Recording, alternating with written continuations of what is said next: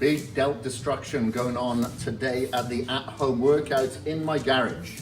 And if, for instance, you don't have any of these free weights, look at some of the other videos that I've published. You can see I show a lot of alternative movements that you can do just with resistance bands, okay? So no friggin' excuses, don't wanna hear it.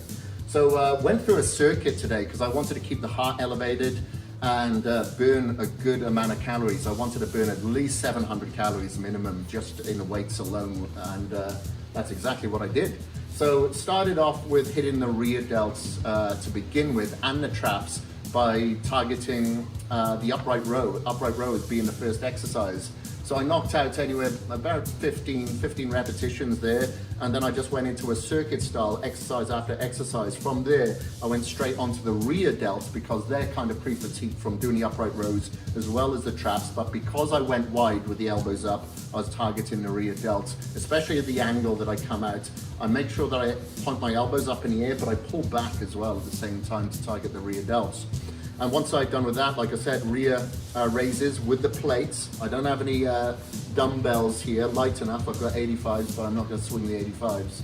So did rear delts there. Again, knocking out about 15, 20 repetitions on pretty much everything. And then straight from there, went to the side raises. Again, so I went a lot lighter this time. And then I believe I went onto the front raises. It doesn't matter which order you do it, to be honest with you. And that was with a singular plate. So one plate I was holding coming up overhead. When I couldn't do any more overhead, I was just coming up to eye line. And once I'd done with that, I went onto the shoulder press. And that was with kettlebells. So it's an alternative shoulder press. I'll do one side, then the other.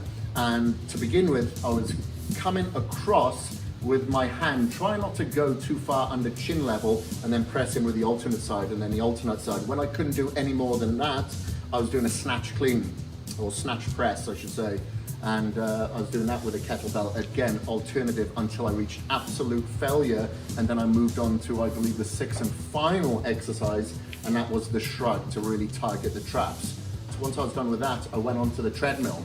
You don't have to use a treadmill. If you don't have a treadmill, you could do some stair climbers, you could jog on the spot, you could do burpees, jumping jacks, whatever. But I ran, or jogged I should say, for 1 minute, and then I walked for 1 minute. That was like my shoulder recovery, but I want to keep my heart rate elevated. I wanted to remove a lot of the lactic acid from my shoulders and continue to get the blood flow back into my delts, because remember, if you're doing exactly the same as me, you would have taken pre-caged, your pre-workout, 30 or 40 minutes before the workout and in cage during the workout. So you want to make sure that you get rid of a lot of the lactic acid and get a lot of those nutrients like your citrulline, like your creatine, like your carnosine back into those localized areas, so you're completely recovered to smash it again, but still with an elevated heart rate. So that's what I did. I did 5 circuits of that in total, and that was it. Delt's done. Got the pump, baby.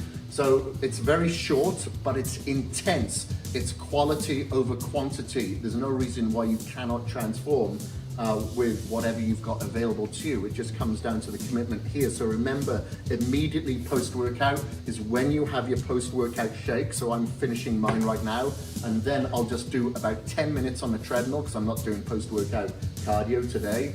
But I make sure that I always do some form of cardio, like a cool down, just to get rid of, again, a lot of the toxins in the body and shuttle that protein isolate peptide into the localized areas, because we've got to come back and hit it with the same intensity tomorrow. So that is it, guys. If you like this video, please comment, subscribe, and let me know if you want more like this.